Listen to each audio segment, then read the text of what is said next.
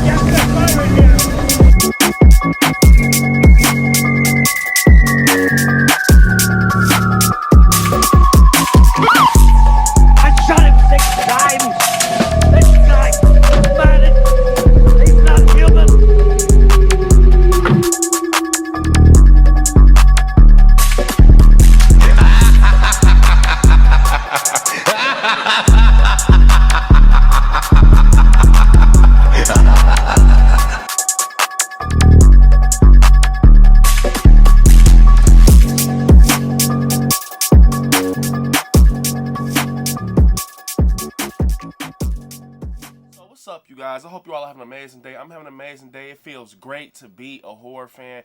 So you all, like I said, we are about to talk spoilers for Evil Dead Rise. So if you haven't seen this movie, you might not want to stick around. But before we get started, definitely smash the like button because it definitely helps. So to dive into this new horror film, Evil Dead Rise, you know, in the Evil Dead franchise and everything. Shout out to Lee Cronin, man. He did an amazing job with this film.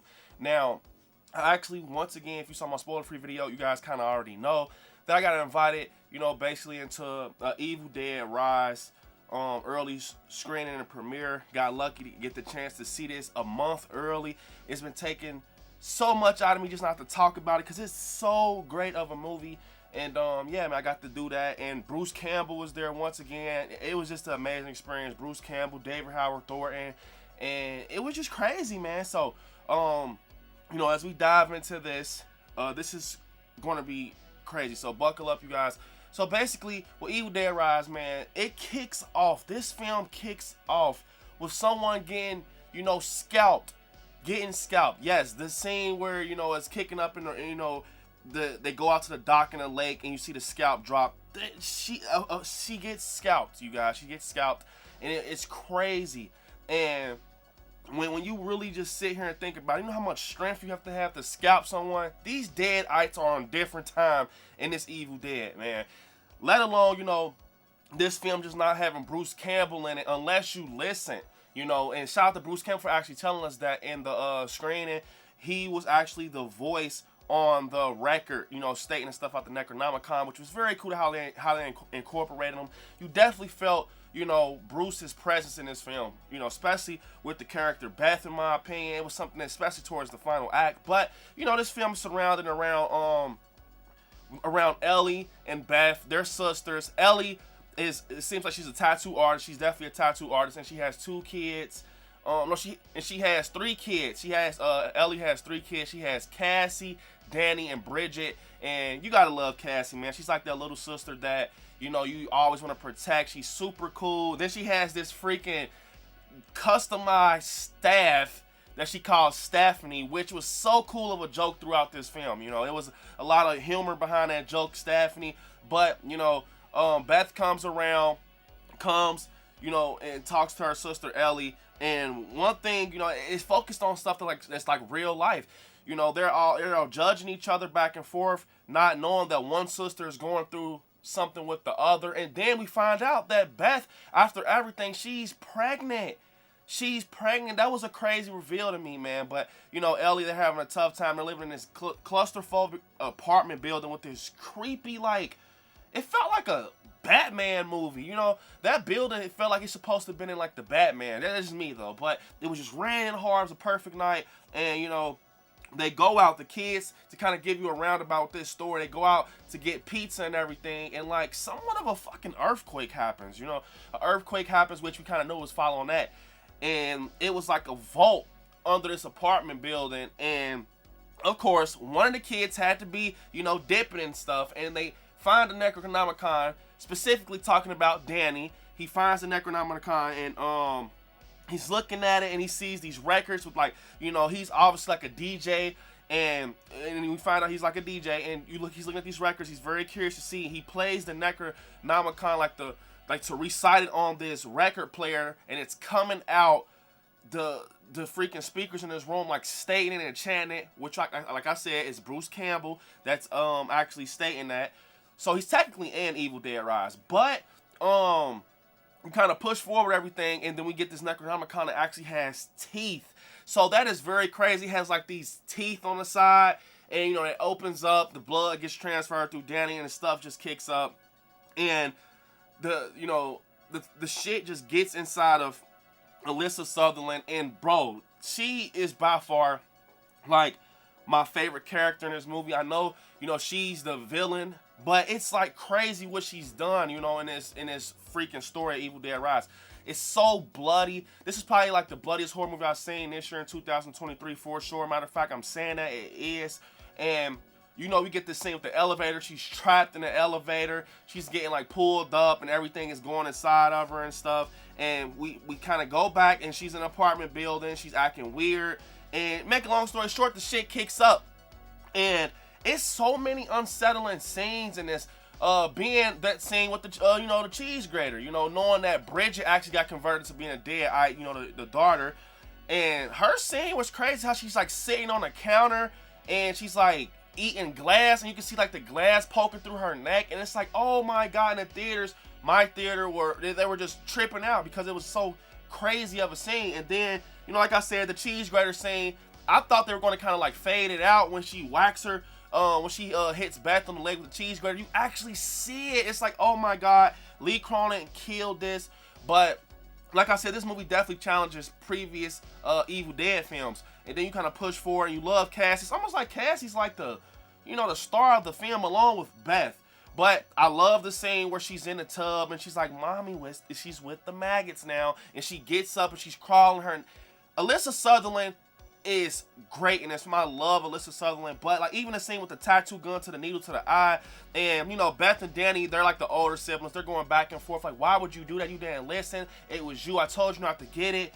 And I did not expect Bridget to be a deadite. I didn't expect that. That was kind of crazy, but you kind of push forward and everything, and so now you got two deadites. You got Ellie, and you got her daughter. And they're in his house, and bro, some of the scenes with Alyssa Sutherland, what she did, especially through the peephole scene with Cassie, she's like, mommy, you don't look so good. And she's like, open the door, and she's smiling like this big ass Joker smile. It's intense, it's insane, and we got these neighbors that are down the hall and everything, and they're just like coming in with the situation. And man, it's actually a scene with this shotgun that's freaking crazy. You know what I'm talking about, you guys. That is crazy. The scene with the shotgun, and how basically the whole damn apartment building is kind of converting to being deadites and everything. And yeah, sometimes, like I said, this movie is a 9 out of 10 for me, but, towards the final act, it did get kind of all over the place. But, I mean, with a movie like this, you expect that, all this blood and everything. But, proceeding with the final act, Beth and Cassie, they're trying to defeat everything that's coming out the Necronomicon, deadites, along with Ellie. And we kind of go back to, we're in an apartment building. All of the deadites kind of merge together, become one big ass deadite creature, and that was very crazy. You got arms sticking everywhere and legs, almost like in a spider form. But you got like Alyssa Sutherland's face sticking out, and they kind of defeat it. Then we kind of get this hat tip to Bruce Campbell with Beth, super bloody, and it was a very intense scene. They're in a parking garage. Now the ending for me was like, kind of dropped. For me, I liked it, but it wasn't the worst. But I kind of expected different. But it was cool. I enjoyed it, and I love the way it kind of made almost the daughter and aunt get like a mother and daughter, relationship, which was very cool. But it's crazy, Danny, they didn't make it. They did not make it. And this, usually with horror films, you kind of get happy endings. In my opinion, this had a happy ending, but it wasn't like too happy of an ending, if that makes sense. But yeah, man, Alyssa Sutherland was this movie. Like I said, this movie for me, if you want to just go have a good time and just watch, some blood and great kills and horror, you got to watch Evil Dead Rise. Like I said, I'm pretty sure you guys have seen it with me. doing a spoiler video right here, and bro, it's just crazy. A lot of the stuff that happens in this tight ass apartment, I couldn't believe it. It was just an apartment. You got all this stuff going on with Ellie and Bridget going back and forth, and like I like Danny's character too, because he knew that he fucked up. He knew like, hey man, I messed up, and he's trying to kind of help out. And man, that scene when, you know, you got Bridget in the bed and they got her covered up and she gets up. A lot of these scenes are very intense and unsettling, especially some of the jump scares, and especially that scene where you got Beth actually listening to the record, and you got Alyssa Sutherland coming behind her. That is crazy, man. The freaking tub scene. Like I said, the story is kind of like decent for me. It was the extra stuff that made this film, if that made sense. You guys understand what I'm talking about. But I loved how it started off, you know, with the kids. They find an Necronomicon where to get pizza. They bring it upstairs. Danny didn't listen to Bridget. And it kind of was, you know, a domino effect. It just led to everything in this apartment.